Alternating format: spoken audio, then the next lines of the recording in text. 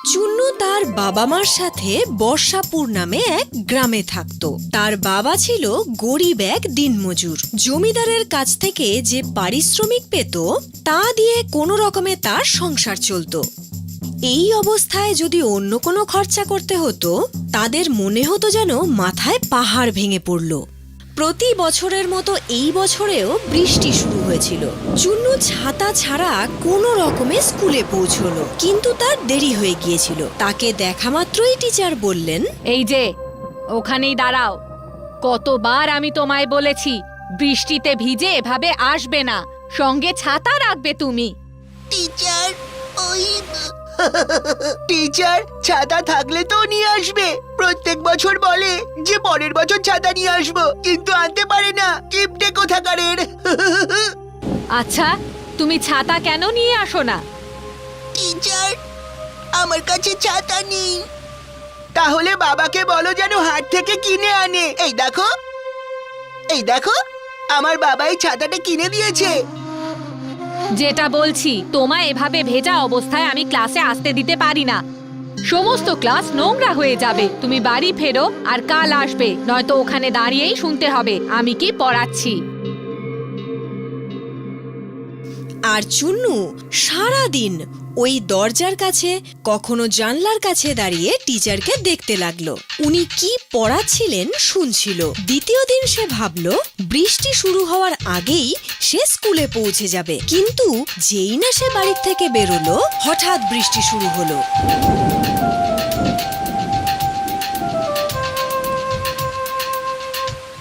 বাবা, আমাকে ছাতা কিনে দাও না। অবশ্যই কিনে দেব বাবা, সুন্দর ছাতা কিনে আনবো। প্রতি বছর তুমি এই কথাই বলো। তারপর আমার ছেলে সারা বছর বৃষ্টিতে ভিজে স্কুলে যায়, পড়াশোনা করে, তার পরের বছরও সেই একই সমস্যা। কি করব ফুলবতী, সারা বছরই তো পরিশ্রম করি, কিন্তু তাতে যা উপার্জন হয় তাতে দুবেলা খাবার জুটিয়ে আর কিছু কেনার মতো ক্ষমতা থাকে না। ক্ষমা করে দিস চুন্নু বাবা, আমি তোর জন্য একটা ছাতা পর্যন্ত কিনে আনতে পারছি না। কষ্ট পেও না বাবা, আমি যেতে পারবো। আরে কি করে তুই যাবি? বৃষ্টি হচ্ছে। মা, আমি গাছের তলা দিয়ে নিজেকে বাঁচিয়ে স্কুলে ঠিক পৌঁছে যাব। বাই মা, বাই বাবা। আরে কিন্তু চুন্নু কোনো রকমে বৃষ্টিতে ভিজতে ভিজতে একটা গাছের নিচে গিয়ে দাঁড়ালো। কিছুক্ষণ অপেক্ষা করলো, কিন্তু বৃষ্টি থামার নামই নিচ্ছিল না। সে কিছুক্ষণ আকাশের দিকে তাকিয়ে রইল। দেখলো আকাশ কালো মেঘে ঢাকা। ও, আকাশে তো খুব মেঘ করেছে। মনে হচ্ছে আজ স্কুলে যেতে অনেক লেট হয়ে যাবে। আমাকে যেতেই হবে।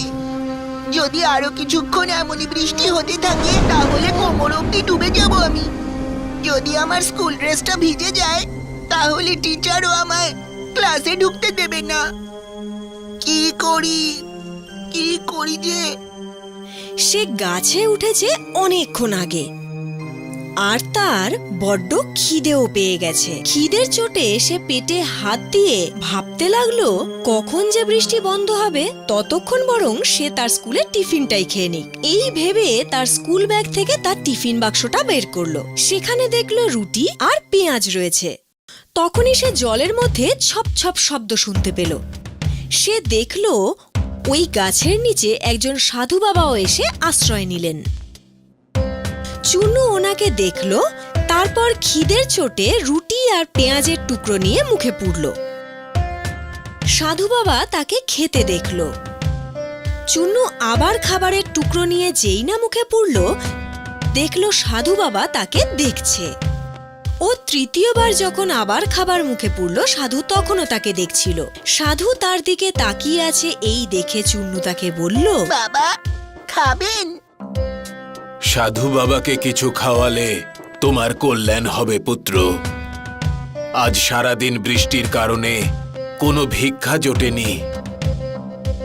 অল্প কিছু কেন খাওয়াবো?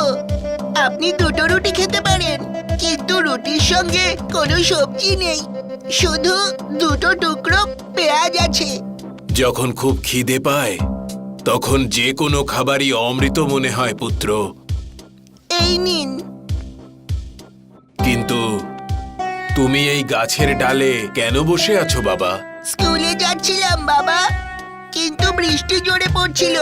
গাছের এই ঘন পাতার মাঝে বাঁচার জন্য এখানে বসে পড়লাম। ছাতা নেই তোমার কাছে? না বাবা, বাবাকে বলেছি কিনে দিতে। উনি বললেন যে আমায় উনি কিনে দেবেন। এই নাও বাবা, আমার কাছে একটা ছাতা আছে, তুমি রাখো এটা। আরে এ কি বাবা, ছাতা থাকতেও যে আপনি বৃষ্টিতে ভিজে ভিজে যাচ্ছেন। আমাদের সাধুদের ছাতার কি প্রয়োজন? আমরা সাধুরা ছাতা নিয়ে কি করব? গ্রীষ্ম, বর্ষা, শীত যাই আসুক না কেন, আমরা তো প্রকৃতির সমস্ত ঋতুকে উপভোগ করি। বাহ, মনটা একেবারে তৃপ্ত হয়ে গেল পুত্র। যাও, ভালো থেকো। এই বলে সাধু সেখান থেকে চলে গেল। তার যাওয়ার পর চুন্নু গাছ থেকে নামলো আর ছাতা খুলে স্কুলে গেল। স্কুলের সবাই তাকে এত সুন্দর ছাতা নিয়ে আসতে দেখে অবাক হয়ে গেল। আরে তুমি ছাতা থাকা সত্ত্বেও এত দেরি করে এলে? এখন তো স্কুল শেষ হওয়ার টাইম হয়ে এসেছে। কাল থেকে আর দেরি হবে না টিচার। এই তো আমি একটা ছাতা পেয়ে গেছি। নিশ্চয়ই এই ছাতাটাও চুরি করেছে। গাব্বু, সবাই বাইরে আসার পর দেখলো বাইরে খুব জোরে হাওয়া বইছে। আর ঠিক তারপরেই হঠাৎ বৃষ্টি শুরু হয়ে গেল। এই দেখে সব বাচ্চারা নিজের নিজের ছাতা খুলল। দুটো তিনটে বাচ্চার কাছে ছাতা ছিল না। এই দেখে গপ্পু আর তার বন্ধুরা নিজেদের ছাতা খুলে তাদের দিকে তাকিয়ে হাসতে লাগলো। তখন চুন্নু এসে তার ছাতা খুলল আর সেই দুটো তিনটে বাচ্চাকে বলল, চলে এসো, তোমরা তিনজনও চলে এসো। আরে আমরা তিনজন যদি যাই তাহলে এত ছোট ছাতায় আটবে কি করে? আরে পুরোটা ভিজে যাওয়ার থেকে এটা তো ভালো হবে যে এখানে এলে কম ভিজবে। এসো। দেখো, দেখতে পাচ্ছিস আমরা চারজনই ভিজছি না? হ্যাঁ ভাই, তোর ছাতাটা তো দেখছি বেশ বড়। ওদের ছাতাগুলো দেখছি কাকের মতো হয়ে গেছে। গাপ্পু, চলে এসো, আমার ছাতার তলায় চলে এসো, বৃষ্টি জোরে শুরু হয়েছে। হ্যাঁ হ্যাঁ, আমি আসবো, আমি আসবো, আমি আমি আমি আসবো, আমি আমি আমি আসবো। আরে ও তো আমাকে ডেকেছে। আর গপ্পু তারই বন্ধুদের ধাক্কা দিয়ে চুন্নুর ছাতার নিচে ঢুকে পড়ল। যেই না চুন্নুর ছাতার নিচে ঢুকলো, ছাতাটা আবার একটু বড় হয়ে গেল। আর তখন বাকি বন্ধুরাও এসে ছাতার নিচে ঢুকে পড়ল আর ছাতা আরো একটু বড় হয়ে গেল। সবাই তার নিচে সুরক্ষিত ছিল। সবাই গ্রামের দিকে রওনা দিল। পথে যেতে যেতে একে একে অনেক লোক জড়ো হলো। তারাও চুন্নুর ছাতার নিচে ঢুকে পড়ল। আর ধীরে ধীরে ছাতা এত বড় হয়ে গেল যেন মনে হলো চুন্নু চুন্নু নয়, যেন কৃষ্ণ ভগবান, যিনি গোবর্ধন পর্বত তুলে তাদের সাথে হাঁটছেন। জমিদার বাবু, আপনি এখানে আমাকেই ডেকে পাঠাতেন? কোনো কাজ? আমি শুনলাম তোমার ছেলের কাছে এত বড় ছাতা আছে যে সারা গ্রাম সেই ছাতা মাথায় দিয়ে বৃষ্টির হাত থেকে বেঁচেছে। না তো, এই দেখুন, এটা তো খুব ছোট একটা ছাতা। একজনকেই শুধু বৃষ্টির হাত থেকে বাঁচাতে পারে। সেটা কি করে হতে পারে? আমি তো নিজের চোখেই সবটা দেখেছি। দেখলেন তো কত ছোট একটা ছাতা? কিন্তু আমি তো দেখেছিলাম। আরে জমিদার বাবু, আমাদেরও বেজার থেকে বাঁচান। আরে, এই ছাতাটা তো বড় হয়ে গেল। দেখেছো, আমি বলেছিলাম না? চুন্নু বাবা, তুমি এই ছাতাটা কোথায় পেয়েছো? এটা আজ আমাকে একজন সাধু বাবা দিয়েছেন।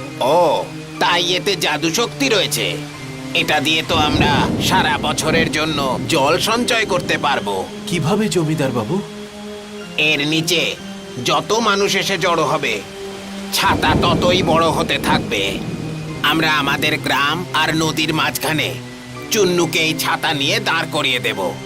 তারপর এর নিচে চুন্নুর একদিকে জলাশয় পর্যন্ত, অন্যদিকে নদী পর্যন্ত গ্রামবাসীদের দাঁড় করিয়ে দেব। তাদেরকে বৃষ্টি থেকে বাঁচানোর জন্য ছাতা নদী থেকে জলাশয় পর্যন্ত বড় হয়ে যাবে। তাহলে যত বৃষ্টির জল সব ওই জলাশয় আর নদীতে গিয়ে পড়বে।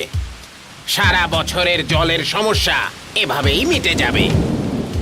আর চুন্নু সেটাই করলো যেমনটা জমিদার বলেছিল। আর সত্যি সত্যি বৃষ্টির জল ছাতার মধ্যে দিয়ে গড়িয়ে একদিকে পুকুর অন্যদিকে নদীতে পড়ল। আর এই ঘটনা রোজ ঘটতো। যখনই বৃষ্টি হতো নদী আর পুকুরই শুধু ভরতো না, সেই জমিগুলোকেও বৃষ্টির জল থেকে বাঁচানো যেত যেগুলো বেশি বৃষ্টির জলের ফলে ক্ষতি হতে পারে। এরপর সমস্ত গ্রামবাসীরা চুন্নুর প্রশংসা করতে লাগলো। বাবা, কত বছর ধরে তুই একটা ছাতার জন্য কষ্ট পেয়েছিস, এখন দেখ তুই এমন ছাতা পেয়েছিস যা শুধু তোকেই নয় পুরো গ্রামকে রক্ষা করছে। আমাদের স্কুলে পড়ানো হয়েছিল বাবা, যে সব ভালো যার তার শেষটাও ভালো।